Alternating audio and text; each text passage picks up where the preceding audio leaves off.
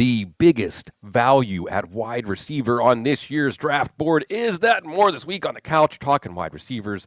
There's only one person that you're going to listen to first. It's Matt Harmon, Reception Perception. Who's the biggest value at wide receiver on fantasy football draft boards this year? I think as I'm putting together my rankings, and number one, of course, Uncle Bloom, it's always good to be with you, buddy. Good to see you. You look great. Everything is fantastic. I think the guy, it might be George Pickens this year, man. And I've never been like, I'm not going to say I haven't been like the biggest George Pickens fan or anything, but at times, like especially early on in his career, I kind of definitely had nits to pick in his game, in terms of like the consistency as a separator, the consistency as a route runner. And I still think obviously like the C word is his biggest issue, at least it was in Pittsburgh, was being like a consistent over the course of the year player. But his overall body of work in his final year in Pittsburgh, what ultimately ended up being his last year with the team, was really good. I think right away, like you saw in week 1 to 4 last year, he was playing clearly the best football of his career. He was balling out in terms of beating man coverage and doing it on a wider variety of routes than the typical George Pickens routes, which is go corners, outs, like those deep outbreaking routes, which fit really well with Justin Fields. But then when you watch, again, as I do it for reception perception, tracking him on a route by route basis, like this guy's winning on quick slants against man coverage, like getting off press against Patrick Surtain. He's winning on like stop routes, like the full body of work. Then, of course, ironically, against the team he now plays for in the Dallas Cowboys, that week 5 game was kind of one of those, why is he playing half the snaps? He's like loafing through things. The zone cover stuff is not as consistent as you want it to be. But again, over the full body of the season, I still think he took a jump as an individual player. Now he goes to Dallas where he's just like a picture perfect fit for what they need across from CeeDee Lamb. I still see, on like consensus fantasy rankings, generally with ADP, he's like around wide receiver 30. I think I'm going to have him like 10 to 12 spots higher than that in my individual rankings. He's somebody I want to get in every single draft this year. Yeah, there's a cluster of guys there, let's say like 4th round, maybe early 5th round. First on George Pickens. I did a show with Scott Barrett and Theo Greminger. Love those guys. Yesterday, and we talked about George Pickens, and I'm super bullish on Pickens because you're just first of all, how much were Arthur Smith, Matt Canada, the Steelers quarterbacks holding him back? How much of his loafing? Here was my big boo take. All right, the narrative, because you're a reception perception guy, you're gonna love this. The narrative on this Pittsburgh Steelers and wide receivers is gonna flip this year. And no longer are we going to say when they move on for a wide receiver, you should move on. And no longer are we going to say when they draft a wide receiver, you should be in on them. Because they're playing Roman Wilson at Z or something. I mean, they're not playing him in the slot. They're not playing him the way they did in Michigan. They're trying to have him do something else than what we already know. It's Quentin Johnson all over again, right? But meanwhile, George Pickens, George Pickens is saying about Dallas, they run better plays here. And they're actually asking me to do things like run dig routes. He's really good after the catch too. He's a really good runner after. He's really elusive. He can break tackles. Like he's it's not just circus catches. And then you add in Dak Prescott in an offense. What are they throw the ball 620, 650 times? So CD can get 180 targets, and you still have, I would say, Terry McLaurin numbers, something like Terry McLaurin numbers for George Pickens in this offense. It's totally attainable. A couple other guys, I think, with similar ranges of outcome, and if they get there, it'll be in similar ways. I'm just going to toss these two out because you might be at a point in your draft now. You can probably get Pickens around after these guys, but if you keep listening to Matt Harmon and me and everybody else, maybe not. Hopefully. So, real quick, what do you think about Xavier Worthy and Jameson Williams?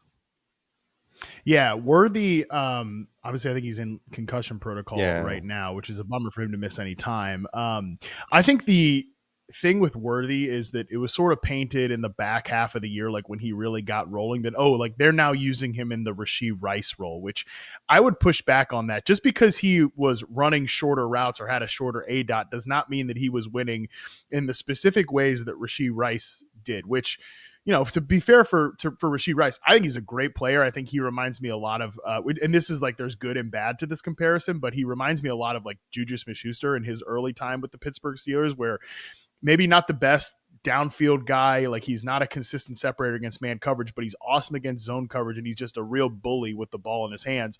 Obviously, Pittsburgh was always searching for another dimension than what Juju could give them as just that power slot. And obviously, when he separated from Antonio Brown, that connection sort of, or that like efficiency for him fizzled out. You know, there's part of me that wonders about that. Like, there's a small piece in the back of my mind if that might happen for Rashee Rice at some point, because frankly, I think even with Rice last year playing well, the Chiefs were still searching for another dimension.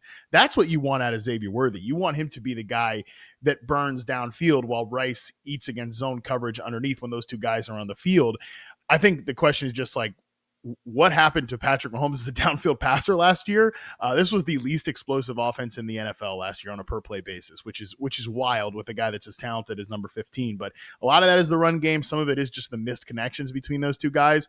I haven't found myself like full on like drafting Xavier Worthy, but I don't like mind where he goes, if that makes any sense. And for Jameson Williams, I think he's a really interesting player. I think he probably always files into that volatile number 2 wide receiver bucket, which frankly, like George Pickens is in the same bucket of players. I just think that Pickens is a better and more formed player than Jameson Williams is. They're kind of different guys, because I think Williams, he's not really, despite the fact that he's a fast receiver, he's not really great on these like go routes. He's better burning after the catch, like getting rolling over the middle of the field. So I really think his deployment was so perfect for him last year. The question is just like, what does John Morton bring to the offense versus what Ben Johnson did?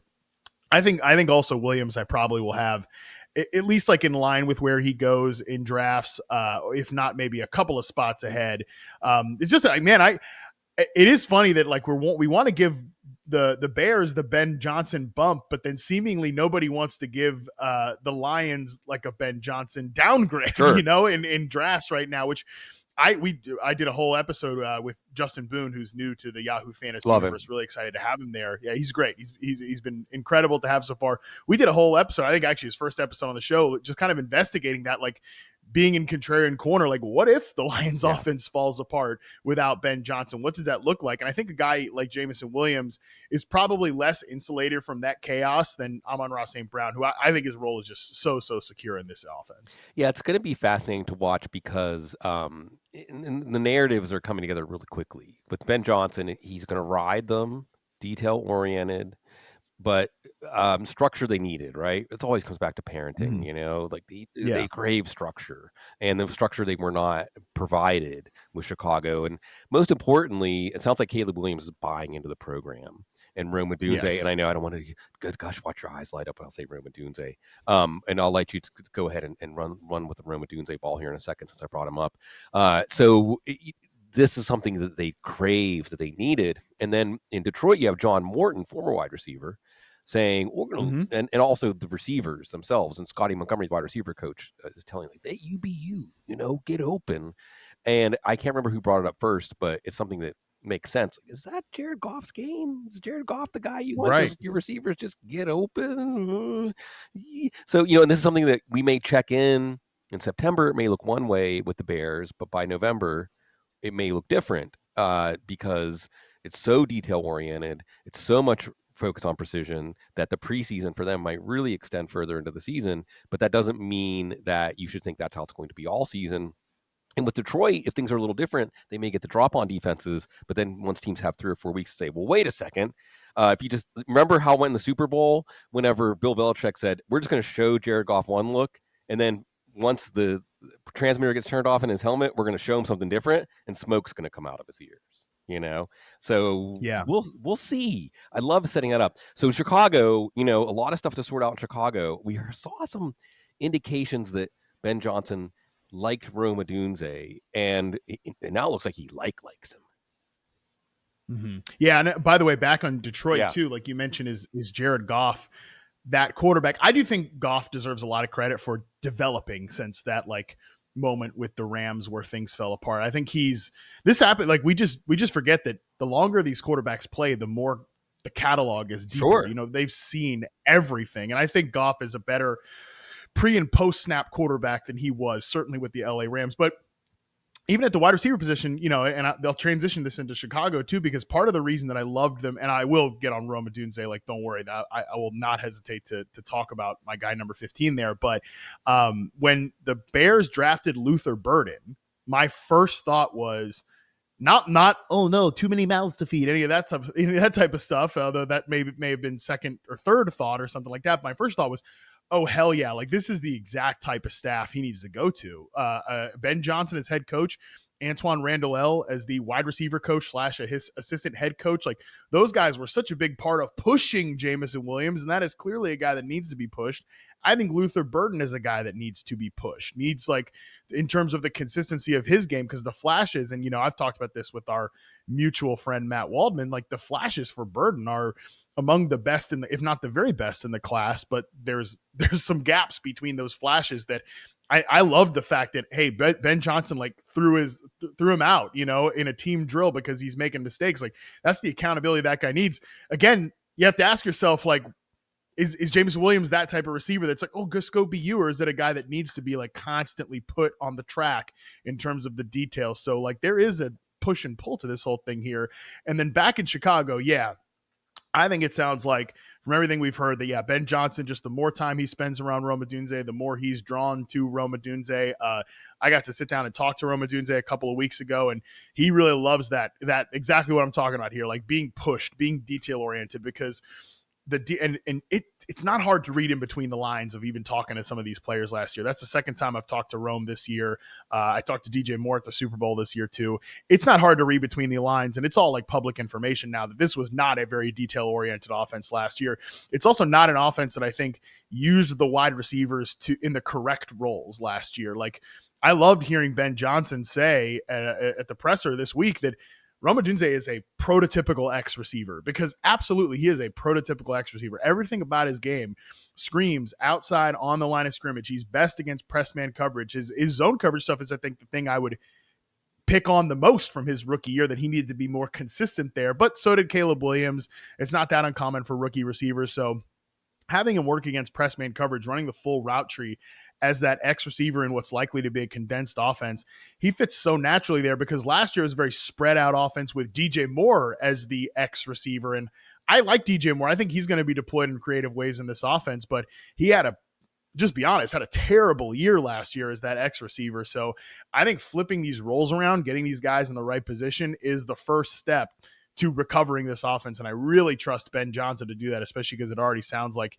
he's got the vision. So yeah, Rome Odunze is a guy that, like, you look at the per route efficiency metrics last year, it doesn't look good, but I think you can almost throw all that stuff out from the 2024 Bears offense. You're right that it might not look pretty in September. We might need a year for this Bears offense to really get on track, but I trust the coaching and the deployment of these guys so much. And like, you go back and watch Rome Odunze, again, throw out the per route efficiency stuff. You go back and watch him last year, he was very, very good in isolation. It was a much better rookie year than credited. So I'm pretty bullish on him this year as well. I think where he goes in drafts right now is totally fair, and I want to take him when he gets to that spot. I want him on a lot of my teams.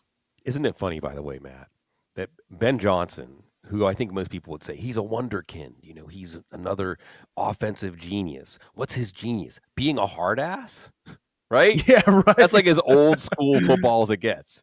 He's a hard ass. That's the secret. That's the secret sauce. But, well, honestly, like, if you're going to do a lot of these fun, creative, innovative things, like, oh, we want them to be, we want like motion. We want all this pre-snap eye candy. Yeah, you gotta be a hard ass on these guys because you're asking them to do a whole nother thing. Also, from like a physical standpoint too. Yeah, certainly, like, we can have a conversation if it doesn't work with Ben Johnson, if they don't win games. Like, it's easy to be a hard ass when you're winning games, right? It's easy to ask a lot of these guys when you prove it. But that's what we hear a lot of these coaches talk. Like, you've got to be able to show them what this can do for them. Like, oh yeah, like, we're going to run you around, motion at the snap. We're going to add all these extra miles to your legs. Well, here's what this can do for you as a player, so that you can go out and have success on Sunday. So you can go out and have success over the course of the year, and then you can go get that contract in a couple of years. Like, that's what you're able to do as a coach. And if you're going to ask them to do a lot, you're going to have to be able to show results for it. I think we've seen results with Johnson so far. It's just, obviously, is it going to happen as a head coach? It reminds me of the Tom Coughlin Giants. Like he just rode them and rode them and rode them, and then Tiki Barber and fumbling and all that stuff. And then the 2007, 2006, 2007 was that the year that he finally said, "Okay, I accept you. You've taken to the tough love. I'll relax." And that's when they ran the table and they won the Super Bowl. Yeah. That was an amazing year. They 18 in 1 year, and you're right to say that. I mean, again, where's parenting come in here? Is if you actually take to the lessons, you see the rewards, but you have to trust the teacher. So, real good stuff. Okay, real quick, since we brought up Rome Odunze, give me another second-year receiver that you think is going to be different than what we saw last year. Take a step. It can be like somebody that already was good is going to get even better. And then give me a second-year receiver that after watching them last year, you're like, yeah, I just I'm not going to wish. I need to see it before I believe it. Yeah, I think a guy that I believe is going to take a step forward. It's hard to want to talk about any of the top three guys because like Brian Thomas Jr., Ladd McConkey, Malik Neighbors, those guys were awesome. They could take a step forward and be among the best receivers in the league. I kind of already think they're all like top 12 like real life wide receivers right now. Not just fantasy. They certainly are top. They should be top 12 receivers in fantasy. I think they're top 12 real life guys. I think there's only an upward trajectory there. A guy that I think is misunderstood based off what he was as a rookie is Ricky Pearsall. Ricky Pearsall is a guy that I really liked as a player. I didn't necessarily expect him to go in the first round. He did go in the first round, and obviously. To say it almost feels stupid to say had a pretty chaotic offseason in his rookie year because he got shot in the friggin' chest, man, like unbelievable. So I don't like when any rookie receiver misses time at almost any point in the offseason, but to miss like he was missing time with injuries kind of beforehand and then gets shot in the chest at the end of August. He comes back. I think it was like week 7, right? I think it was the game that actually Brandon Ayuk tore his ACL. And like for the first few weeks on film, it was clearly a guy that was, getting back in, not just getting back into shape, but getting used to the speed of playing at the NFL level. I thought the results were pretty mixed, but in the back half of the season, like the last 4 games, even before he exploded in week 17 against the Detroit Lions, he was looking awesome. He was like cutting up man coverage. His zone coverage success rate was one of the best of the year 2 receivers overall. But really, it was that ability to beat man coverage. Because you remember this last year, like the San Francisco 49ers were facing a ton of man coverage, single high stuff because Christian McCaffrey wasn't out there to sort of dictate matchups. And they needed an answer because Deebo Samuel is unable. He's never been a great man coverage beater, and he's really declined. Juwan Jennings is a nice player, but he's not necessarily like a consistent separator against man coverage. And obviously, Brandon Ayuk, who is at his best one of the best man coverage receivers in the NFL, he obviously is not out there. Pearsall, I think it's that a couple games before week 17 against the Rams, he's just smoking man coverage. It continues against the Dolphins. I think the coaching staff saw it, and it's like, oh, we're going to face one of the man coverage heaviest teams in the NFL in the Detroit Lions in week 17. That guy is going to become our focal point because even before he started producing, and again, before like the reception perception success rates started to catch up, you could see like they targeted this guy for a reason, Sig. They wanted to go from more of a typical Shanahan heavy personnel, offense into more of a tip like spread drop back, no play action, just pure under center dropbacks. In order to do that, you need a receiver like Ricky Pearsall to run those option routes, run like whips and returns and stuff like that. Because that's not Deebo Samuel's game. It's Brandon Ayuk is an X receiver on the outside. Like he was targeted as more of a singular specific role. And you could see that in his usage, like while he was running routes, even before the play kind of caught up. So then you see in week 17, the role, the play, it's all there. He just produces extremely well in the final 2 weeks of the season. And I think he's the 49ers receiver I want to bet on this year. I think Jennings is a nice player. I think Pearsall probably has, I guess if I was to give it like a cheap comparison, Jennings probably has a higher floor. Pearsall, I do think, has a higher ceiling. And Ayuk is just an unknown right now. Like, I know that when he's at his best, he is one of the best receivers in football, period, full stop. I just don't know when he's going to be at his best, if it's going to be this year, or frankly, if it's going to be ever again after that kind of knee injury and just all of the sort of, weirdness between him and the team, if you want to put it that way. Yeah, it's always feels off when a team gives a player an extension and it doesn't seem like they really wanted to, you know? And then even this offseason, there were some trade rumors, but how are you going to trade a player coming off of an ACL? I agree with you that, you know, Yeah. just from a straightforward, like, assume that Ayuk's going to be on the PP list to open the season and assume that we're not going to see, you know, even 80-90% Ayuk until midseason. And then we'll see. Going back to Pearsall real quick, what I loved about those last few weeks was he was so much in tune with Brock Purdy. You know, like he was Mm-hmm. exactly where Brock Purdy expected him to be. And it's talking about precision and timing and, you know, landmarks and so on in an offense. Pearsall for a rookie, and you talk about also Mike Tomlin's moving train. You know why poor Roman Wilson. I'm really not trying. I'm a neurotic Steelers fan. You know, it's always about Roman Wilson. It's always about Pittsburgh. As I got my Doc Ellis shirt and R.I.P. Dave Parker as he went into the Hall of Fame. He was in the Hall of Flame too. Mm. His son read a poem that he wrote about going to the Hall of Fame. And it was amazing. His son also was like spitting image of him. Anyway, I'm not going to go down to Pittsburgh.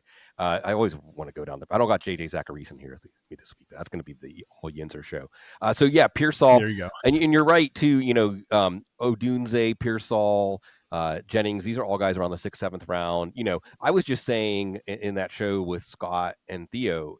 You know, you're prepped well for your fantasy football draft when there's like 4 players you're excited to take in every round.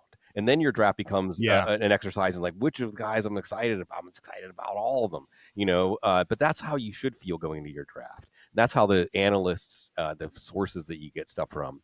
But you know, let's talk about the other side of that because I know you did a deep dive on the second year guys. So I'll go back again. Who's a second year player, a second year receiver that when you went back and watched the second year tape, you left you wanting more, or otherwise it's hard for you to get people excited about this year?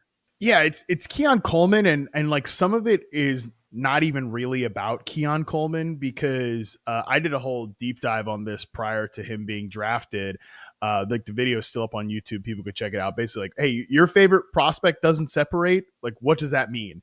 Because Keon Coleman fits into a bucket of receivers in reception perception history that is sub 35th percentile against man and press coverage in college in terms of success rates.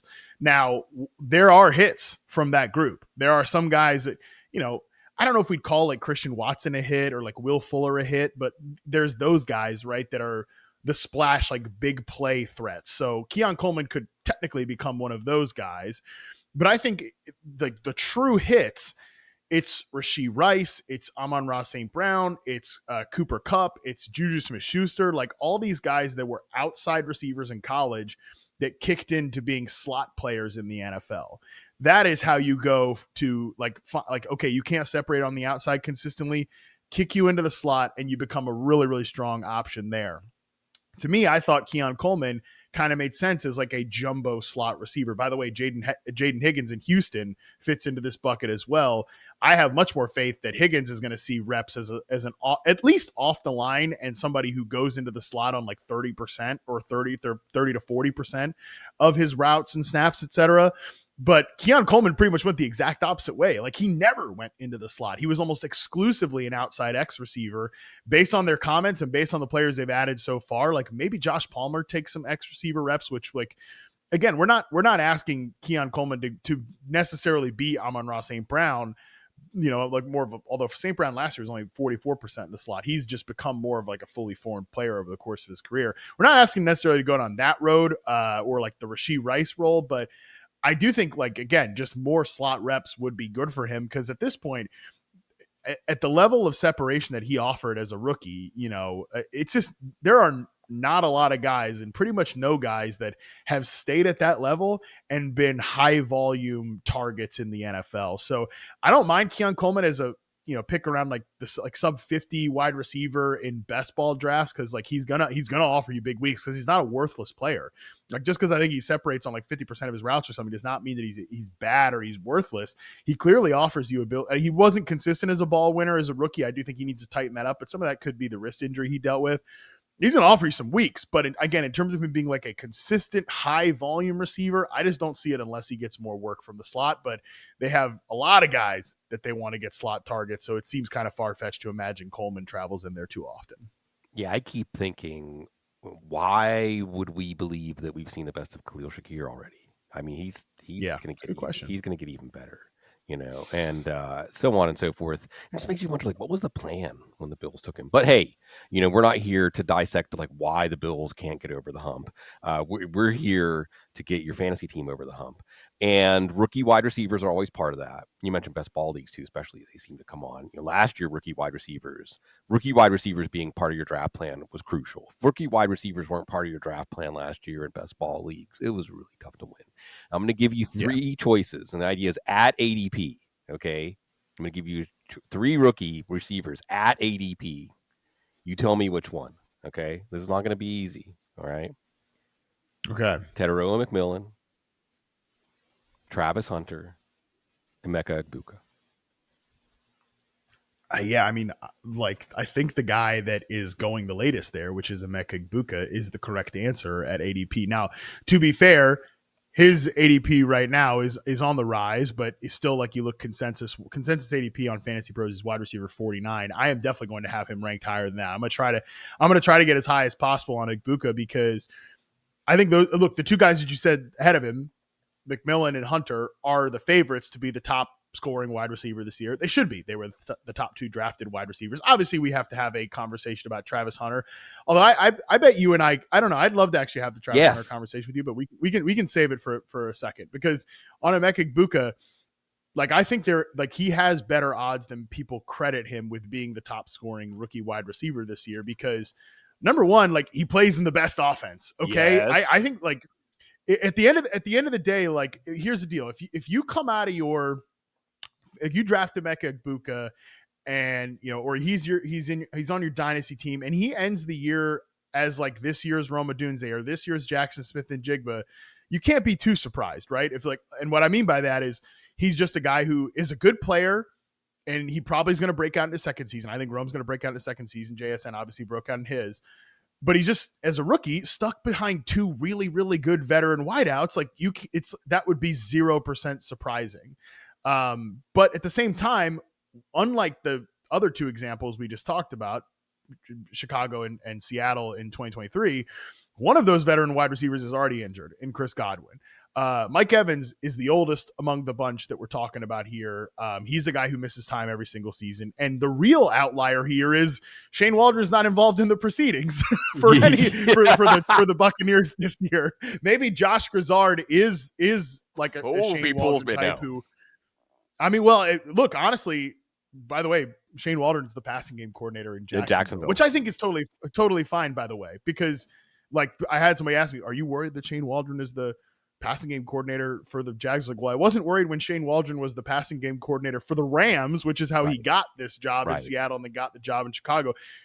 Different jobs are just, again, it's different. So I think, again, Josh Grizzard could end up being that guy who was really good as the pass game coordinator in Tampa Bay, and, like, he's just not ready to take this offense to where Liam Cohen took it last year, or even get into the same zip code. But honestly, there's a lot of room for regression in Tampa Bay, and them to still be a very good offense because the personnel is good, including Emeka Egbuka. Like, let's actually talk about the player here now for a second. Guy's just a baller. I love the way Baker Mayfield described him as a stud, somebody who's grounded through the catch, which is a conversation, like, in a wide receiver trait that Daniel Jeremiah and I have been talking about over the years. Like, these guys who, like, I don't think Emeka Egbuka's, Rashee Rice or Puka Nacua, like, I'm going to break a bunch of tackles after the catch, or at least he wasn't at Ohio State, but he still got yak because he never leaves his feet. He catches it and he just gets rolling. Like, that is very Chris Godwin-esque to me, like, that part of it. But also, he's a guy who beats man coverage in flashes. He's somebody who really wins on these outbreaking routes. Baker Mayfield loves to throw out routes. He also loves to throw to contested catch wide receivers, which Egbuka has great hands there. So this is just, like, good player, good offense, chaos on the depth chart ahead of him. I would love to bet on that player. So at ADP, he will be, of those three guys, I would say I'm going to end up drafting Egbuka more than the other two, just because he goes later. And again, it's attached to the best offense and probably the best quarterback in the group. And look, okay, so I'll put it this way then. How close, like, if Egbuka gets within a round of Hunter, is that whenever this question becomes harder? Like, at what point do you say, like, oh, okay, that's too tightly packed. Maybe I'm going to change my answer. I mean, I think Hunter. I just where are you at with Travis Hunter? Where he like again, wide receiver like 30ish, something like that. He goes in such an interesting Yeah, bucket of players where it's just I like again just two names that come right after him, like George Pickens, who we've right. already talked about. I'm gonna have George Pickens ahead of Travis Hunter, so Yeah, I end up taking George Pickens there. Like Calvin Ridley, who goes a couple spots after.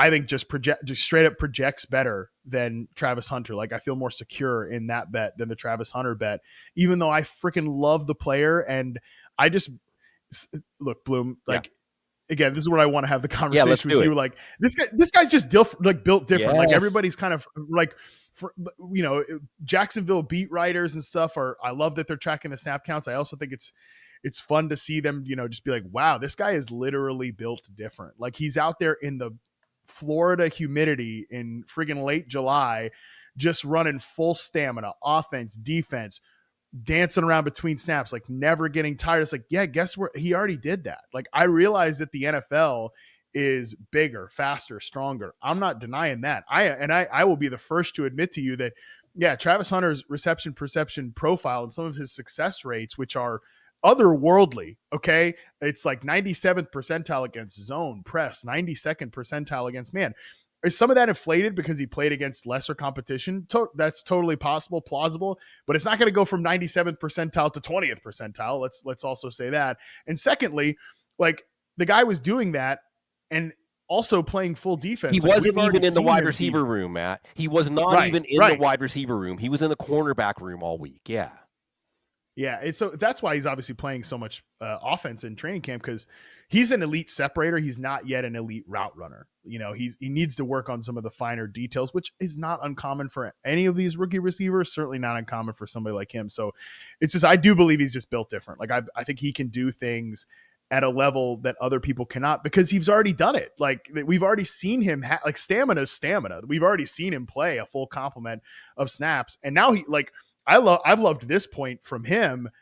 Now he's a football player, which by the way, he was an academic All-American too. You know, like he's graduated. He's not going to school, you know, like all this guy wants to do is fish and play football. He's going to get to do a lot of fishing down there in Florida. He's going to get to play a lot of football too. So I definitely from a fantasy perspective, it's, you know, there might be weeks where you got to live with some of the volatility, but this is a special football player in an offense that should be ascending. So, like, I think that McMillan and Hunter are definitely closer than maybe kind of consensus thinks. Yeah.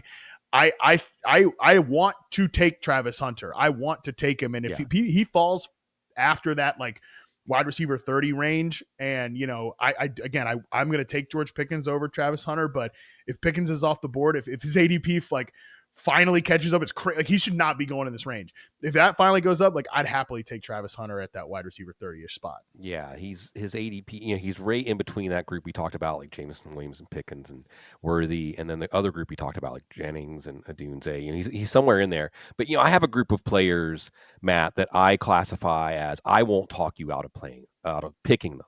You know, Yeah. my rankings. And that's a phrase I Yeah, love from you, and yeah. I've ripped it off many times. Yeah, through well, the years. because Just, you know. I mean, we have to have some nuance here. You know, my rankings might say don't take this player until this spot, but if you come to me and say, and I think Tedero McMillan absolutely, especially after what we've heard, applies. Mhm. Also, if you say I'm going to take Tedero Totally. McMillan in the third round, I don't care, I don't want to miss on getting him. I'm not going to say that's great. You're just wrong. You're wasting your pick. I'm not going to tell you that. I'm not going to tell you that because he could be that special. And it sounds like the Panthers buy in. Dave Canales buys into him being that special. And Bryce Young, you know, he's up on his feet now as a quarterback. But Travis Hunter is this kind of topic is one of my favorite topics to talk about in this realm doing what we do, Matt Harmon, because and I brought up, and people brought up Shohei Ohtani, which is a beautiful thing, and I'll keep doing this. And I'm sorry to my listeners, the viewers, the audience that hears me recount this, but when we were down in San Diego for our annual summer vacation 2 years ago, I saw that Shohei Ohtani's time in the point in the rotation was coming up, and it was right before his arm blew out, and his pitches were starting to slow down and everything. But I thought we have a chance to drive up to Anaheim and see what I used to say was like baseball and human beings had a baby, and his name was Shohei. You know what I mean? Like, and that's like Travis Hunter. Like the football gods, like one of the football gods came down in incarnate form here in human form and had a baby, and it's Travis Hunter. And much like Shohei Ohtani, and I say this over and over again, I had some people come at me on Twitter, which is like, whatever, it's Twitter, saying like, it's irresponsible. Because I said, just because we haven't seen it before, you should not let your lack of imagination believe it can't happen. Because watching Shohei Ohtani when he was pitching, and oftentimes he was at his best as a hitter when he was like the nights he was pitching, and a lot of the color guys were former starting pitchers, and they were just dumbfounded because they said my shoulder, my elbow was wrecked for like 2 days. I after I pitched a game, I could not possibly imagine doing what he's doing. Like they truly did not understand it. And so just because we say I don't understand how that's possible, how much more foreshadowing do you need? How much more obvious do the signs need to be? Because like you said, you have everybody, all of the observers at Jacksonville camp saying like, how is it possible that this guy is just impervious to the environment? Everybody else is feeling this, and somehow this dude is exactly the same. And like we said, like, I mean, physically, as far as physiology, I mean, so I'll tee you up like this one really quick, because I know you're watching these guys and you're charting them and you're making quantifiable. But let's talk about some qualitative observations. From a physical standpoint. We're talking about like explosion, flexibility, coordination. I mean, how many how many college wide receivers have you watched that have the physical tools that Travis Hunter has? I mean, like not very many. And by the way, like the overhang of this whole conversation is, to your point about like we've never seen this before doesn't mean that we're not going to see it right now. I mean, I was having a conversation with somebody today about Kyle Williams, where I was like, this guy could easily be, like if he's the starting X receiver for this team, for the New England Patriots, and then Stephon Diggs is the Z and Pop Douglas is the slot, like you got something going there. Like I'm not saying like, oh, that's one of the best receiver rooms in the league, but it's more than good enough to work with. And, because of how high I feel about Kyle Williams, and, somebody responded with, well, Kyle Williams is a 3rd round pick. Like the hit rate on those guys is astronomically low. I'm like, okay, that is true. Like, of course you are correct, but that should never be the end of the conversation. Like that is the beginning of the conversation. Now it's like, okay, well, like let's try to find, that's what makes trying to find outliers worth it. Like that's what makes like this whole pursuit of the things that are different. Like, yeah, I get statistically that is true. 1,000%. Nobody's arguing with that. But like that, I think in fantasy specifically, but honestly in the NFL in general, we treat that as like, all right, time to shut the door, move on to the next topic. It's like, no. Now we've begun the conversation. So let's talk about why these guys can be different. Obviously, again, Kyle Williams, separate conversation, but for Travis Hunter, like, yeah, the guy moves like prime Odell Beckham. That's who. Thank you. Or like Justin Jefferson, Yeah, of course. That's another good one. And I mean, just from like a prospect standpoint, like the two guys I had like in my stacked rankings on receptionperception.com, which people can subscribe and check out the full list there. The only 2 prospects, and it's only from when I launched the website, which is 2021 to current. The only 2 guys I've ranked higher than him is Marvin Harrison Jr. and Jamar Chase. And like those 2 guys from a technical standpoint, like Chase was a better physical specimen than Harrison. But both those guys from a technique standpoint were far and away better than Justin Jefferson. Like Marvin Harrison Jr. was, I think, kind of the prospect profile on him got a little misunderstood. It's because of how big he was and stuff like that. But it's not like that he was a physical freak. It was that he was so detailed as like a route craftsman. Like the floor was so high, which even as we're all coming out of this season of feeling disappointment for him, I still think that floor is very, very high. And he was a good starting X receiver in a really difficult role in year one, and was like a solid player in that. That is being a high floor guy. Like none of the other rookie receivers that were ballers last year were deployed in any way that was similar to Harrison. I know I'm a little off topic here, but like that again, those guys did not have like the movement skills, the body control at the catch point. Like that's the thing with Hunter. And what was so crazy, like, again, I'm charting him. He's, just uncoverable at that level of competition. And then also he has got rare ability at the catch point, tracking, hands, like the attack of everything. And then, like, guess what? The first defender in the open field almost never brings him Right. down. So it's just, yeah, he just stacks skills and traits together that I think makes him a really, really, really unique player. I'm not here to say that he's not going to have some level of adjustment playing wide receiver in the NFL. He certainly does. Like, he's got to, he's got to become a pro. He's got to hit all the landmarks, all that type of stuff. Totally. Like the details of route running, that's got to catch up. But that's the case for most rookie receivers.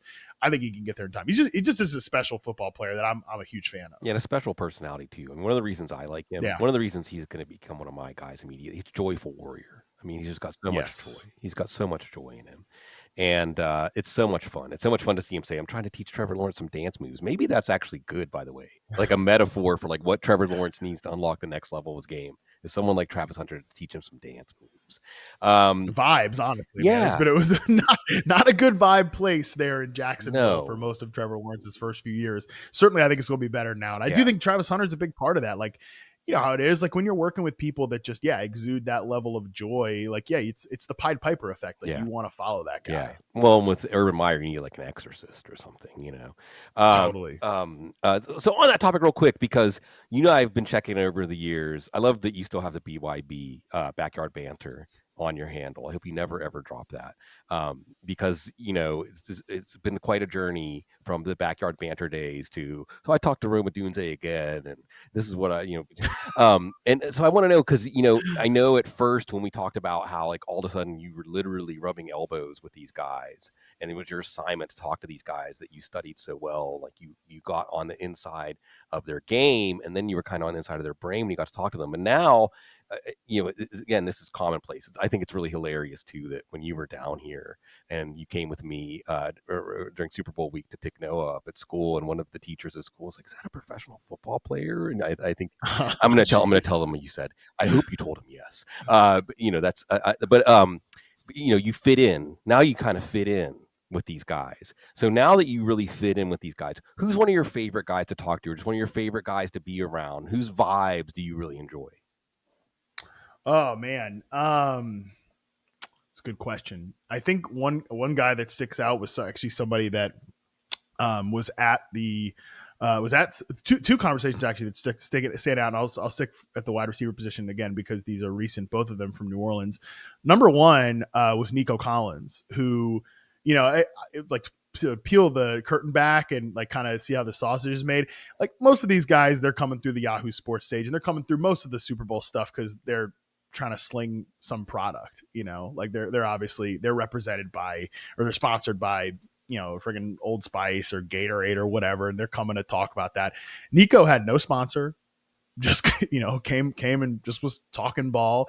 And I just got a real appreciation of, number one, like vibes. He was a super, just pleasant, smart, like professional person, and was really interested to like hear about his route chart, and to talk about to talk about the fact that like when I asked him like, hey, what's your favorite route to run, he goes into details about like it's like in cuts, digs, daggers. I was like, that's exactly the answer I was expecting based on the charting, and kind of just again hearing him like talk about the details of that, and how I think Nico Collins is maybe the most dominant receiver on out routes and dig routes right now in the NFL. And like kind of having that suspicion and then hearing him talk about it was really cool to hear, like, okay, this is why he is so good, because it's like, he's like, I know I can run. Everybody knows I can run, but it's being able to like sell, go, and then work leverage to snap to the outside. And again, it's just like the evidence is all over film of that. So like he was great. Another shout out again from this past trip is Malik Neighbors. And, I was talking about this with Kevin Clark from ESPN, because I was like, oh, I saw you had Neighbors like today. I was talking to him too. Like, I was like, honestly, I was surprised by how, I was like, this sounds stupid. I was surprised by like how upbeat and like pleasant he was. And, Kevin was like, well, yeah, dude, because probably every time you've seen him talk, it's because he's playing for the Giants. It's like, that's a good point. Yeah, I guess I would be salty too. But honestly, the thing that stood out with him was he is so detailed in everything that he does. And, normally like, I think Malik Neighbors was, and I said this to him, and it honestly caught me off guard that he said thank you, but because I was like, I think you're probably the best after catch prospect I've ever evaluated. I said I wrote that on my website, all this type of stuff. He's like, oh, thank you. I was almost honestly caught off guard by it. But I asked him like, what goes into being a great after catch player, and he kind of went on this like long explanation about how it's because usually I expect these guys to say, oh, well, it's about being bigger, faster, stronger, whatever. He really, again, went into detail about how much film he watches to like understand angles and spatial awareness and how defenders try to come at you in the open field. And like, I left that conversation, I was already high on him as a player. I left that conversation like even higher on him because he just, like the preparation and everything that he puts into being great. So I could go on and on. I've had the pleasure of talking to like a lot of really fun players that are great vibes guys or, players to talk to, but those two were very recent. So they stand out. Yeah, and by the way, and I bring this up all the time because I've lived down here in New Orleans since 2018, and I'm really so in the bag for New Orleans. I love New Orleans so much, Yeah. and you're I know that after spending time oh with yeah, you oh in New yeah. Orleans. You got to take a walk with me through my neighborhood through Tremy. It was fantastic. I can't wait for us to do it again. But I got to bring this up right now because it's a wide receiver show. Jamar Chase from New Orleans, Mm-hmm. Justin Jefferson from New Orleans, Malik Neighbors is Lafayette, Mm-hmm. Brian Thomas Jr., Baton Rouge. CD Lamb was CeeDee Lamb, yeah. in New Orleans until Katrina. I mean, what's going on? Something. Yeah, what do you guys got going on down there? Something. Something in the water that for Mississippi sure. River, baby. That Mississippi River. I mean, really, that's just eerie. That's seriously eerie. Because that's like if you were to say Yeah. like who are the 5 best wide receivers in the game, that's a credible answer, Right. And how can they all Yeah, be from like totally. one region of one state? This is the cradle of wide receivers. It's beautiful stuff, and I loved what you had to say too about Nico Collins because it makes me think. When I went to law school, the day of the orientation, I knew I shouldn't be an attorney. A lot of stories I could go into there, and for a little bit, I was studying to be an astrologer, partially because people love to just sit and hear you talk about them. People will pay you good money to just sit and hear you talk about them. But I understand why NFL wide receivers might not be those people. But we talk about charting them and charts. I'm like, oh, you're kind of making an astrological chart. You're Yeah. and of course, I mean, Oh, my wife would love this. yeah, Yeah. yeah. Oh, we got to talk. Because my birthday is past July 6th. I'm a Cancer's Cancer. I mean, Mm. you can't be more Cancer. I'm Cancer because crabs, when their feet are going forward, they're walking backwards, and when their feet are going backwards, they're walking forward. And crabs never walk in a straight line. They never go from point A to point B. So anyway, that's going to be the offshoot of on the couch is going to be like your birth chart. Tell me where you were born, Right. where you were born. I'm Jungian about it though. I saw someone say about astrology. An astrologer said, "I don't tell people's future. I tell them stories they can choose to make come true." I like that. That makes sense. Yeah. Right. Right. Exactly. What's like, I don't know. I'm skeptical about a lot of things. So the fact that I'm with, the woman that I'm with who's, is a believer in a lot of things. And I'm like, I'm just kind of skeptical, whatever. But just like, to me, it's like, yeah, it's part of like, okay, here's information. Like, now what are you going to do about it? And I think that makes a lot of sense. Yeah, well, and also belief and faith can. One of the things again, I'm going to say people are going to get tired of hearing me say, "Can you tell?" I'm kind of weirdly like proud that I'm 50. But one of the things I've learned in my years is that gods are real, in so much as but you make them real by believing in them. We make them real Mm-hmm. by believing in them, and there's a fish song, possum, and the lyric is "Ain't no truth in action unless you believe in it anyway." So Right. Yeah. but always lots of great action. And by the way, I just want to say real quick too, perception. In addition to Yahoo Sports and Justin Boone, who's fantastic. Also with perception, you guys are doing running back charts now, which I think is really cool, and just always growing, always on the move. That's Matt Harmon. And speaking on the move, as we go off the rails here, I know that you just got back from a summer vacation. I've referenced my summer vacation. What's your favorite place you've ever gone to on a summer vacation? I think. Well, I mean, listen, I've been able to do a lot of fun stuff, so that's been great. The last few years with my wife. I've really enjoyed like, and we just kind of did this with Seattle, just picking like random, not random, but just picking cities in the U.S. that I've never been to, and just drop it in there for 3 or 4 days and just trying to get everything that you can out of it. Last summer, we went to Portland, Maine. Ooh, And my wife has always wanted to go to Portland. But obviously being from LA, it's a long trip, the whole deal. She's like, I always wanted to go to Portland, Maine. So you could fly there from here. It's like an hour and a half flight from Virginia Beach, where we live now. And, even to the point that, like, I'm throwing shade at my sister now because she asked me, she's like, why are you going to Maine? I was like, why not? vacation Like, I don't land. know. Yeah. Yeah. So we went there, and that was just like, that trip just knocked my socks off. Yeah. Because it was, number one, very cool town. And the food was just incredible. Mm-hmm. Like, I'm a very this about me, very health conscious guy. Like, I eat a very strict diet on a day-to-day basis. I'm always trying to make the best of myself. But I do love to go on those trips and throw that diet out the window, because I love to eat. I love to like I will spend a lot of money on like a good meal and like for good wine and stuff like that. And that, again, that town just was incredible. Like, one of the best food cities I've ever been in, like, zero misses in terms of a meal.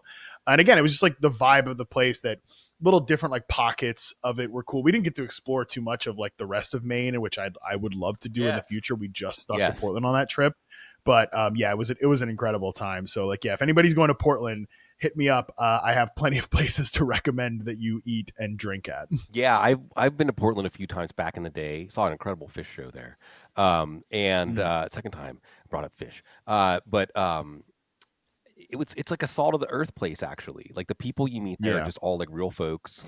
We always went to the LL Bean store, open 24 hours, right up there in Freeport. That was always fun. That was a pilgrimage. This was back in the 90s when like brew pubs were a new thing. There was a place called Gritty McDuff's that I remember we always made a stop at. But Portland sticks with you because, like you said, like, it pleasantly surprises you, But you mentioned food, and I'm not going to start again, folks. Come down to New Orleans. I love me some New Orleans. I'll give you all kinds of great food recs. Like, one of the things another incredible food city, 100%. Yeah, I mean, I could go on and on about it. We just did something really cool here for Kate's birthday, actually, and it's a really beautiful story. Speaking of Southeast Louisiana, Paul Prudhomme. People who know food might know Paul Prudhomme and K. Paul's, and his 85th celestial birthday. He transitioned like about 10 years ago. His 85th celestial birthday just came by. I think it's like July 9th or something like that. And one of the best restaurants in New Orleans. If you're gonna get one thing out of this show, folks, fancy football stuff. But when you come to New Orleans, come to my neighborhood and go to Gabrielle. It's like it's a chilled out neighborhood restaurant run by a husband and wife, but it's elevated Cajun Creole. And there's a couple of people here. Brightson's another one. Frank Brightson. Go to Brightson's uptown. These are people who Paul Prudhomme took under his wing, like in the 70s, and then they eventually opened their own restaurant. And what's important about Paul Prudhomme is in the 70s, all of the major places here were all run by French chefs. And Paul Prudhomme is from Opelousas, and he was the first Cajun chef that Commander's Palace hired him in the 70s, and he was the first Cajun stuff. And there's all kinds of stuff like black in this and tasso ham, and it's like, oh yeah, that's part of New Orleans cooking. Not before Paul Prudhomme, not before him. And for his birthday, Greg Saunier, the chef there at Gabrielle, and they only did like a limited number of seatings, where he brought back the dishes that Paul Prudhomme taught him when he was coming up, like black and red fish and chicken chapatulas, and the desserts and the special salads. So it was almost like someone made a meal for a loved one, in tribute to them, and you got to have it. It was really, really special. So I'll ask you, what as I'm talking about this, Matt Harmon, what's one of the more special meals that you've gotten to have in your life? I think, honestly, this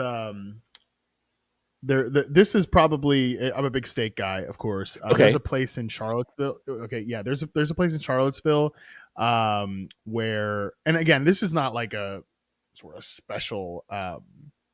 Well, actually, it was a special memory because it was right after my mother-in-law passed away last summer. My wife and I do like an annual I'm saying it wasn't special. I'm like, okay, this guy had any great story or Sure, chef sure, or sure. whatever. But it was right after my mother-in-law passed away last year. She fought cancer for almost 20 years, and it was not a obviously it was not a surprise, but it was in August at the end of it was. Well, I was lucky that work and reception perception subscribers were very understanding that I had to pull a lot back last August, and it was a really like it was a really special kind of time to be able to spend with my wife. Like after that had happened, we were back here on the East Coast. We had to eventually go back for the funeral in September, but we always take an annual end of summer trip. Like it's like a wine sort of weekend that we did. We used to go to Temecula or Santa Barbara when we were in LA. And then when I moved to Virginia, one of my followers recommended, like, hey, you got to check out the Charlottesville wine scene or whatever, because you'll really like it. Because I mentioned I was going to miss it in Southern California. Shout out to shout out to him. He changed my life. Like, thank God he recommended it, because we love Charlottesville. We actually great wine scene. I would put it up there with either of those towns in LA. But again, it was just like right around that same time. So it was kind of like, well, should we still go on the trip? Because we just flew back and forth, and season's coming up, and I was like, we should definitely just do this. The first place that we go to was this restaurant called Smyrna, and my wife is Argentinian, so she's big red meat. Yeah, they know. Which perfect culture for me to marry into. Yeah, right on. Oh yeah, perfect culture for me to marry into. I'm like, oh, red meat and like chimichurri, I'm all in. Let's do it. So again, they have this ribeye special there. It's like $125 for for the whole thing, and that was just like, it was like food you needed, like after this long, difficult experience, obviously very emotional, and kind of coming back to it and sort of trying to quote get back to normal life, right? Like, all right, well, this has happened. It's not over yet because we have a funeral next month. Like, there's still a lot to be done. All these sort of things. But let's try to do something that we do every year. And it was just one of those, like, I remember at the end of the meal just being like, that was perfect. Yeah. And I was like, it was exactly, I was like, I think I said to the I said to the waitress, we've since been back and done this again. So this was not that time. But I remember saying it because we just went back a couple of about last month. I had the same thing again. I was like, you can pretty much just like shoot me at the end of this meal with red, like steak, red wine, like I'm good, But yeah, it was just one of those moments where it's like you're trying to get back to regular life, you're trying to kind of do something normal, and it was just like it hit all the right spots. So obviously didn't make it all better, but it was just one of those things where like food can really like cure you and like bring you back to like bring you to the present, and that was sort of what that did. Yeah. At that was it one of those tomahawks? Is that what they call it? When it's like the rib? Yeah, that's special. When you can, and that's it. Just like the presentation of it. Yeah. There's a place in town here that like if you're in Virginia Beach, like you should definitely check out Heirloom. I am 100% like a food snob. It's from being in LA for almost 9 years. Like I got spoiled. I have really high standards. So the food scene here does not do it for me necessarily. There's some cool spots, no doubt, but like Heirloom is one of the spots that's actually really good. And every year for my birthday, which is coming up, they do like a tomahawk special. And it's not as good as Smyrna and Charlottesville, but it is a really good situation. So I'll be doing that here actually this Saturday. Getting that tomahawk. When's your birthday? It's just like fun. August 2nd. So yeah, it's coming up. You know what we say, Kate's is July, Leo season. Yeah, exactly. Yeah. that is one of those where my wife read my like star chart, when we you first are got together, Leo. she's in all that, and I was like, you are a proud father. Yeah, but there's like there's some moon rise. It's more than just your sun sign. But that's for the next show. That's for the next show. Leak Neighbor's birthday is July 20th. Also Leo season there. That makes sense. Right? Right? Okay, real quick. Last thing I want to ask you just real quick is what's your mother, your late join the ancestors mother-in-law's name? Sylvia. Because Banksy said, I believe it was Banksy, at least true to Banksy, everyone dies twice. Once when you take your last breath, and once the last time that someone says your name. So let's keep saying her birthday was actually yesterday. She was also Leo. and, that's I mean same as my wife. She was like, Yeah, to a T, dude. I mean, yeah. So Sylvia was, she obviously, this is her first birthday since she passed away, and it was tough yesterday. But just being able to talk about her and Yeah. celebrate her is We bring them it's is back. very We important. So bring I them appreciate it. they Yeah. they want us to talk about them. We bring them back here. We Oh, and my mother in law definitely wants wants us well, to you made it talk in about you her. made it to She the would love couch. that. Sylvia, you made it on the couch this You would week. love that. Yeah, she would Yeah. love that. Yeah. Yeah. Well, folks, we love you. Love talking to my nephew Matt Harmon anytime. And it's an excuse that you give me because we want to serve you. We want to do the best for you always, folks, because you're just so classy.